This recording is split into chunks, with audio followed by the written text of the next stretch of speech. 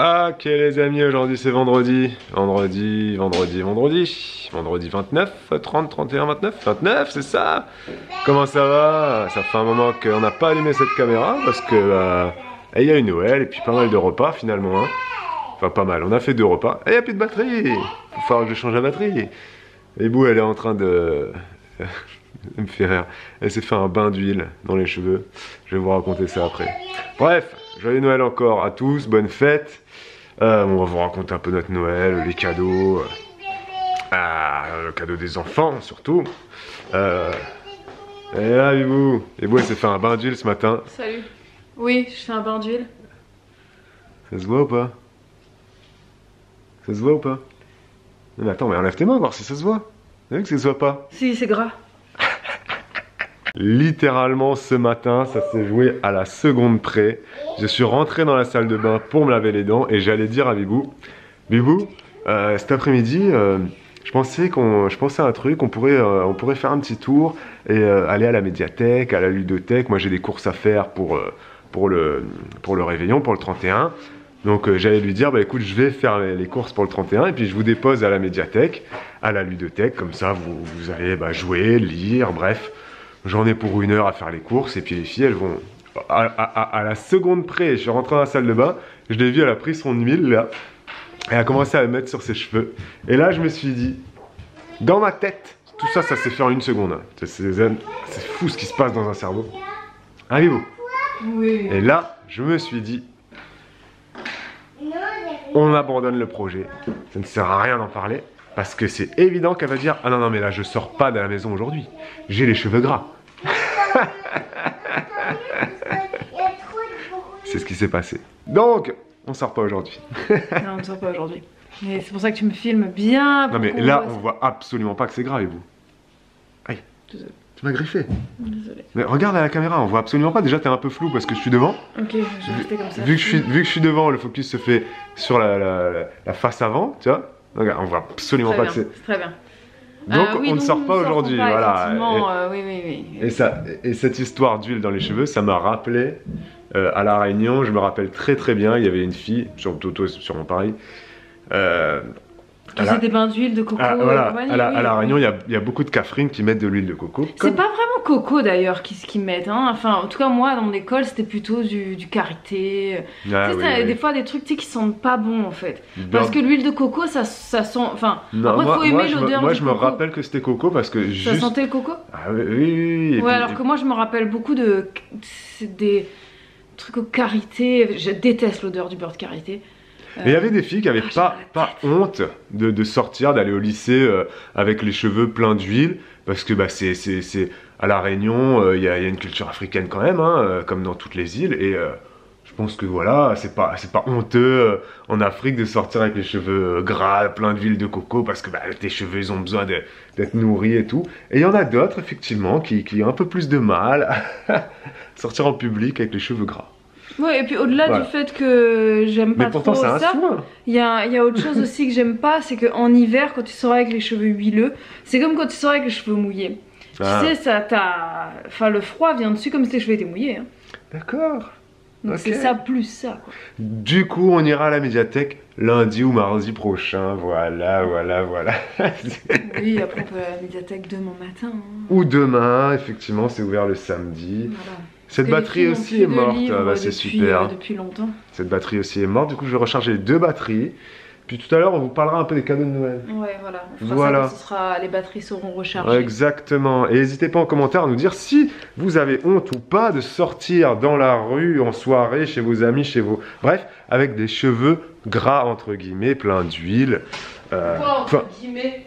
Enfin, plein d'huile, encore, franchement. T'as pas mis des tonnes d'huile. Hein. Moi je me rappelle qu'il y avait je me rappelle qu'il y avait des copines à La Réunion. Ça coulait l'huile. Non, tu voyais le cheveu qui brillait vraiment. Toi, je dis pas que ça coulait d'huile, mais là, toi, franchement, c'est pas hyper de ouf de gras. Hein. On est dans la maison. Franchement. Hein. Donc voilà, vous commentez là-dessus, parce que je suis persuadé qu'il y en a qui voilà, c'est comme ça, c'est culturel. Vous sortez, vous mettez votre petit bain d'huile, vous sortez, ça vous nourrit les cheveux, vous en avez rien à faire du regard des autres. Et il y en a, c'est un peu plus compliqué. Voilà, allez, à tout à l'heure. Bon, c'est samedi aujourd'hui. Ouais, ça prend du temps de charger 2 batteries. Et puis après, on a oublié. Donc on est déjà le lendemain. Donc aujourd'hui, il faut qu'on parle des cadeaux de Noël. Et puis ensuite, 2 trucs aussi.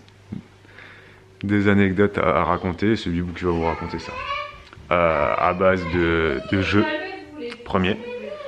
Et le deuxième à base de blessures. Vous allez voir, c'est un gros programme à venir du coup dans ces magnifiques vlogs. Sinon, je peux vite fait faire une petite parenthèse concernant nos vacances. Une semaine de vacances se sont écoulées plus ou moins. Ouais, si, on est samedi là. Franchement, ça se passe bien. On a l'impression que les filles passent de bonnes vacances. Même si, bon, des fois, voilà, je chamaille un peu quoi. J'ai l'impression que ça se passe quand même bien. Donc on est assez content en tant que parents quand des vacances scolaires se passent bien pour tout le monde. Pas de cris, pas d'énervement. Donc c'est assez cool. Je vais pas dire que c'est rare pour le souligner, parce que c'est déjà arrivé qu'on passe de très bonnes vacances pendant 15 jours sans aucun souci. Mais c'est pas non plus toutes les vacances. C'est pas à chaque vacances que c'est super quoi, tu vois. Et là pour l'instant ça se passe assez bien. Ça va les filles? Ok. D'accord. Ok. Là il est midi 10. Tout le monde a un peu faim, tout le monde s'agace un peu. Ça a commencé un petit peu à partir dans tous les sens.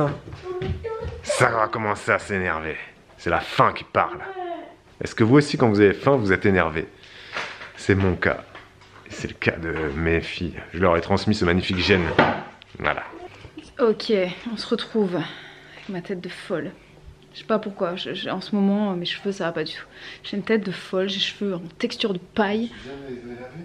Oui, mais ils ont une texture de paille. Tu viens de les laver? Je viens de les laver, ils ont une texture de paille quand même. Je vieillis, mes cheveux deviennent pourris. Nous allons faire le tour des cadeaux de Noël. Je vais pas dire les petites babioles, voilà, parce qu'il y a toujours des petites babioles hein, à Noël, à droite et à gauche. Pas de notre part, ceci dit, cette année. Mais je vais vraiment faire le tour des cadeaux que je trouve les plus intéressants. Et voilà, ça vous donnera peut-être des pistes pour des prochains anniversaires de vos neveux-nièces, de vos enfants. Pose ça, s'il te plaît, tu peux le poser. Non mais laisse-le par terre, on va pas le poser ça sur la table, ça va pas fonctionner. Merci bien. Ou bien pour un prochain Noël. Nous avons offert à Olivia et Noémie, mais bon, c'était le cadeau d'Olivia, une poutre. Voilà, vous pouvez voir ici, c'est une poutre avec une matière, comment dire, tissu, c'est un peu mou, 10 cm, la largeur d'une poutre classique, quoi. Et vu qu'elles font de la gym, elles sont très contentes d'avoir ça pour s'entraîner. J'ai fait une bonne action pour la planète, puisque ça, je l'ai acheté d'occasion, et vraiment en parfait état. Je suis ravie. J'ai également, non. Tu peux enlever ça? C'est ma vague, oui. on va filmer. Oui, ok. On va pas la filmer, non. Alors ça, c'est un jeu de société Dragomino. Alors, il existe aussi en version adulte, apparemment. Et vraiment très très chouette. Il a eu un prix, même plusieurs. Vraiment, vraiment pas mal. C'est le concept du domino, mais en version améliorée, quoi. C'est vraiment un jeu très chouette, très sympa et très beau. Tu peux sortir, tu gênes un peu quand même. Hein. On a offert à Elena, mais bon, pour les filles, hein, c'est un petit jeu de calcul. Hop, donc qui se présente comme ça avec des petites fiches. Voilà, avec les points d'interrogation, et puis la solution se trouve derrière, et on peut jouer tout seul, donc avec la solution, ou alors le faire... Oh, mais je galère à le faire toute seule. Il y a des petits jetons comme ça avec les chiffres, les signes de multiplication, division, etc. Et on peut le faire comme ça et les poser et ensuite demander à un adulte de vérifier. Et puis c'est assez cool. Elena a reçu sa toute première montre. Donc c'est une montre qui est étanche, qui est très mignonne, un peu pirate. Voilà, et avec un petit kit pour apprendre à lire l'heure. Et ma foi, c'est plutôt bien fait. Et elle est très jolie. Très jolie. Tu peux la remettre, Elena. C'est bon, tu peux la reporter. Elena a reçu également 3 petits romans de Sophie Kinsella. Ce sont des romans... donc c'est une auteure de chick lit que j'aime beaucoup. Et là, c'est en 3 tomes. Je ne sais pas s'il y en a d'autres d'ailleurs. Donc ça se lit très très vite hein, pour les enfants qui savent lire.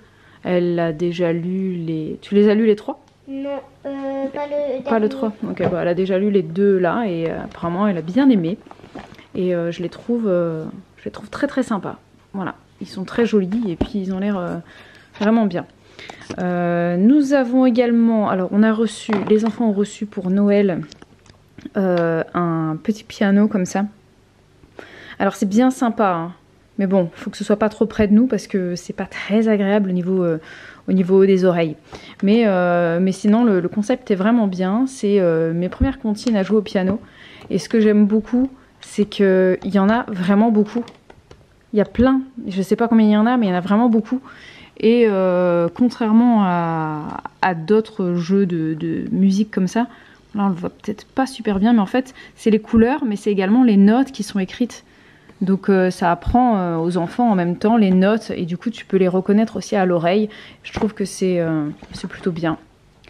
Il est où le pop-up petit loup, les filles? Il est où le pop-up petit loup? En haut. Les filles ont également reçu ce petit livre pour apprendre à dessiner les princesses, étape par étape. Il y a aussi les princes hein, dedans. Mais voilà, elle l'aime beaucoup, elle s'est déjà un petit peu essayée à ça et je trouve que c'est bien fait. Voilà, et je crois qu'elle l'aime beaucoup. Hop, le livre Petit Loup qui est là, voilà. Alors ça c'est un livre pop-up que je trouve super bien, donc à la fois parce qu'il est beau et puis aussi pour apprendre à gérer les émotions et discuter des émotions avec les enfants. Donc c'est un format pop-up avec des petits trucs qui tournent comme ça et puis aussi avec des scènes, voilà, des trucs comme ça. Et il y a également voilà, qui montent, qui descendent. Et il y a des petites scénettes aussi comme ça en relief. C'est très beau. Oui, je vais pas tout montrer, mais Montre le bobo. le bobo, je sais pas, c'est le dernier, c'est ça? Oui, c'est le dernier. Dernier, tout dernier. Voilà, il y a une petite scénette comme ça. Alors, je sais pas pourquoi tout ne se relève pas. Attends, casse rien, hein, c'est fragile. Hein. Voilà. Il y a de la colle, c'est collé là. Oui, mais laisse-le, le touche pas, on va le refermer. Voilà, j'ai toujours peur que ça s'abîme ces trucs.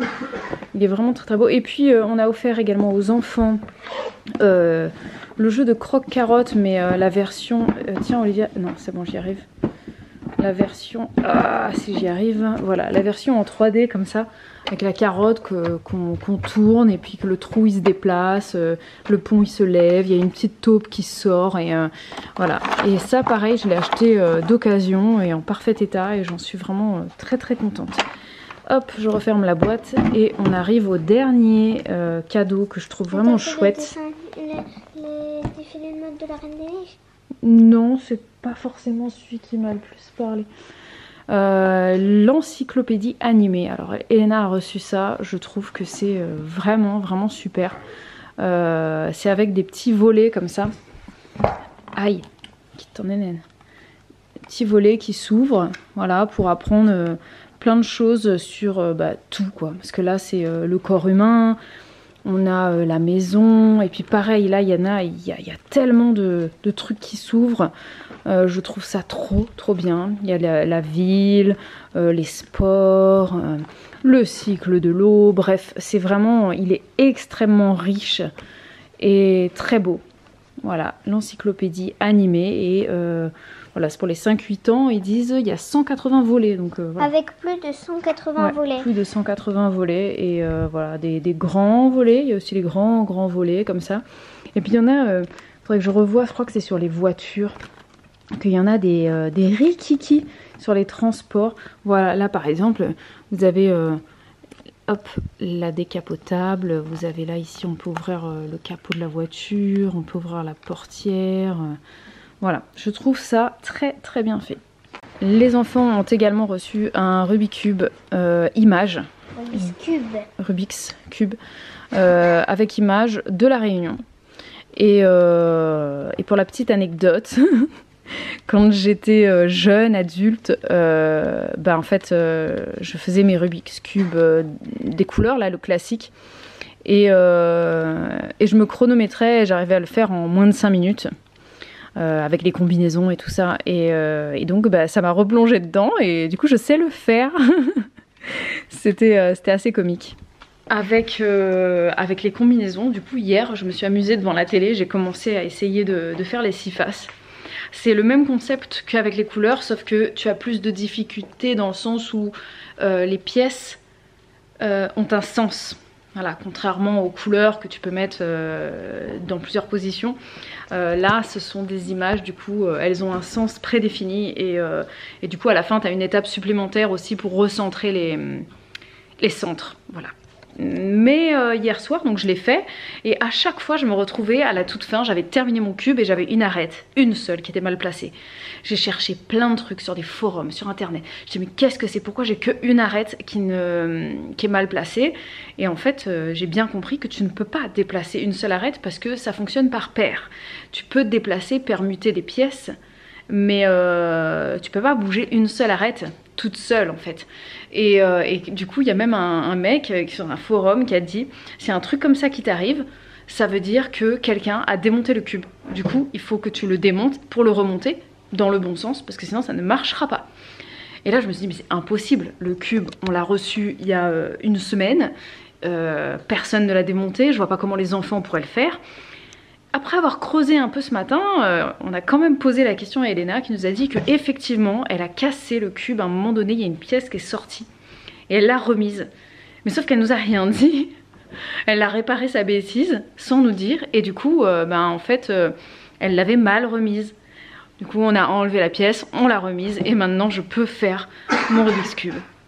Voilà, donc c'était Babou, il était espanté, il me voyait hier soir en train de faire ça, on n'a pas regardé notre série, du coup il a regardé un match, moi j'étais là comme une forcenée sur mon cube. Et voilà, non mais c'était... Il faut juste dire le temps. C'est-à-dire qu'on a regardé, j'ai mis un match sur la chaîne L'équipe, c'était un match de basket, donc pour ceux qui regardent le basket, c'est quand même des matchs assez longs. Donc le match a commencé à 21h, non c'est un match classique en fait, ça s'est fini à 23h le match. Bibou elle avait commencé son Rubik's Cube avant 21h, franchement t'es resté je pense 2h30 dessus, facile. Et encore, même plus que ça parce que le match s'est terminé à 23h et après on a continué à traîner, j'ai zappé, on est tombé sur un spectacle d'humour de Jérémy, mais je l'ai posé là. De Jérémy Ferrari. Tu l'as posé mais pas tout de suite, donc t'as dû passer 3 heures sur le Rubik's Cube. Et tout ça parce qu'il y avait une pièce qui était... Ça aurait pas pu se passer avec les pièces de couleur. Parce que là... Si. Mais non, parce que là, c'était une pièce de puzzle qui était inversée. Non, c'est juste qu'elle était inversée parce qu'elle l'a mal repositionnée. C'était pas le sens de la pièce. Ah d'accord, c'était la face. Voilà, la face n'était pas... Voilà. Donc si vous êtes fan de Rubik's Cube... Et là, Bibou, elle m'a dit, ce serait bien que tu m'offres pour le prochain cadeau, que tu m'offres un Rubik's Cube, mais classique, que avec les couleurs. Mais j'avoue que tu vois le genre de cadeau que ma femme de 36 ans me demande pour son anniversaire? Un Rubik's Cube. Je vais aller à Cultura. Mais c'est... Et d'ailleurs pas n'importe lesquels. Il faut pas que ce soit des pièces, les facettes soient pas en relief parce que du coup ça tourne moins bien. Il faut que ce soit plat. Ah le classique. Le plat comme ça tourne vite. Faut que tu le testes un peu. T'as envie de le faire le plus rapidement possible? Sinon c'est pas confortable. Tu sais quand ça coince un peu, il faut que ça glisse. Pour moi, juste, c'est une angoisse, ça. J'ai même pas faire une face. J'ai même pas envie d'essayer. Il sait même pas faire une face. J'adore. Franchement, ça me délasse. C'est vraiment un moment qui est très agréable. Deuxième petite anecdote. Il m'est arrivé quelque chose hier d'assez... C'est quoi le mot, ce qui m'est arrivé? C'est pas étrange, je sais pas, c'est... Voilà, en fait je suis quelqu'un d'assez maladroit de façon générale. J'ai jamais fait tomber mes enfants, je les ai jamais cognés dans le mur quand je me promenais quelque part. Quand ils étaient en écharpe, je les ai jamais cognés, je sais pas moi, dans les cloisons de porte et tout ça. J'ai toujours été, je sais pas, même quand j'étais enceinte, hein, je me suis jamais cogné le ventre nulle part. Mais moi-même, je me cogne tout le temps, partout. C'est affreux. J'ai des bleus, j'ai des énormes bleus sur le corps parce que je me cogne à ça. Tu peux arrêter de faire des jumping jacks à côté de moi là? Non, c'est désagréable. Faire ça ailleurs. Et du coup, Elena, aïe. Et du coup, c'est très compliqué. C'est très compliqué là de tenir l'appareil photo. Hier, il m'est arrivé une grosse mésaventure. J'étais avec les enfants et Babou d'ailleurs, hein, on était dehors tous les 5, mais pas au même endroit. Parce que Elena, elle était en train de jouer avec la voisine, Noémie, elle était un petit peu à droite à gauche, Olivia, elle était pas trop loin de moi, et Babou, il était complètement à l'opposé du jardin, en train de ramasser du broyat.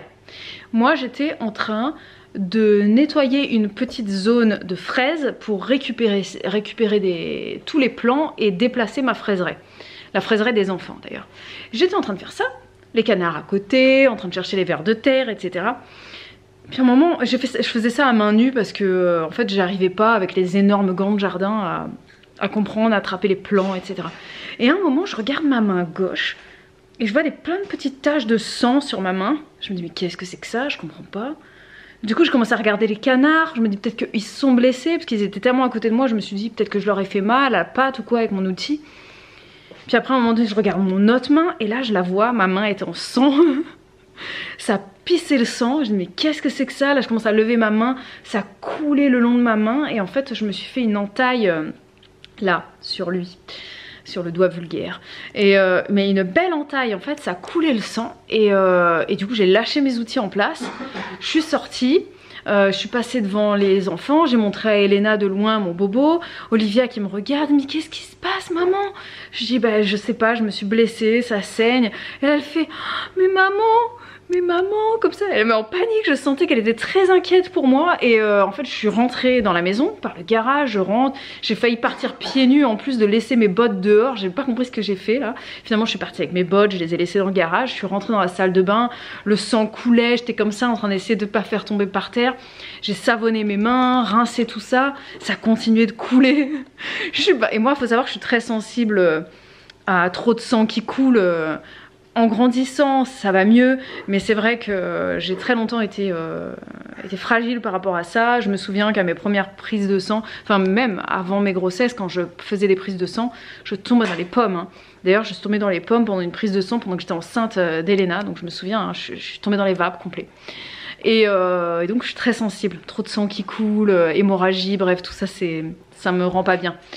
Donc là j'étais en train d'essayer de survivre, je voyais tout ce sang qui coulait, je me dis bon c'est pas possible, je cherche un pansement, je cherche le désinfectant, je le trouve pas.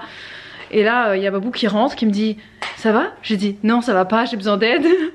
Et j'ai pas compris comment il a su que j'étais là. Et en fait ce qui s'est passé c'est que Olivia elle a couru dans le jardin, elle est partie chercher son papa, elle lui a dit papa, maman, elle s'est fait un bobo, ça saigne beaucoup, il faut que tu l'aides. Et donc elle est allée le chercher et heureusement parce que 2 minutes après en fait moi je suis partie m'allonger par terre, surélever mes jambes et j'ai failli faire un malaise en fait.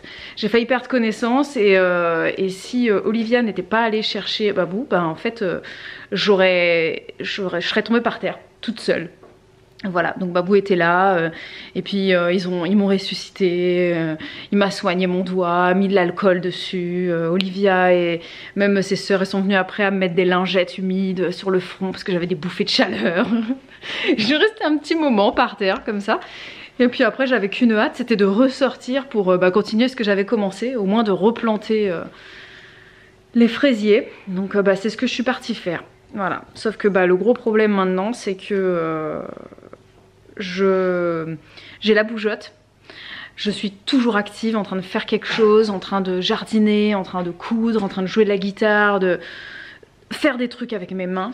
Et là c'est ma main droite, j'ai terriblement mal, donc j'ai extrêmement mal dormi parce qu'en fait j'ai des douleurs lancinantes dans le doigt, comme si j'ai touché un nerf ou je sais pas ce que ça a touché en fait, parce que ça ne saigne plus, hein, donc il n'y a pas de risque d'hémorragie ou quoi. Maintenant j'ai plutôt peur de l'infection, donc je continue de mettre un peu d'alcool dessus, mais c'est surtout que j'ai très mal dedans. Et je ne peux plus utiliser ma main de façon générale, je ne peux quasiment plus l'utiliser. Donc faire la cuisine c'est compliqué, je peux pas couper le pain, pour beurrer mon pain ce matin c'était un enfer, pour écrire, je ne peux plus écrire, ça me fait mal, j'arrive pas à écrire, donc je peux pas jouer de la guitare, je peux plus coudre, j'espère que ça va pas durer trop longtemps parce que j'ai beaucoup de choses à faire dans le jardin, c'est les vacances. Enfin vous me direz vaut mieux que ce soit les vacances parce que si là j'avais les petits, je pense que pour changer les couches je pourrais pas, enfin... Voilà, donc je sais qu'il y a des gens qui vivent très bien avec une main. Mais là, comme ça, du jour au lendemain, de perdre l'usage de ma main, je vous avoue que je l'ai un peu dur. Donc j'espère que ça va aller mieux très vite.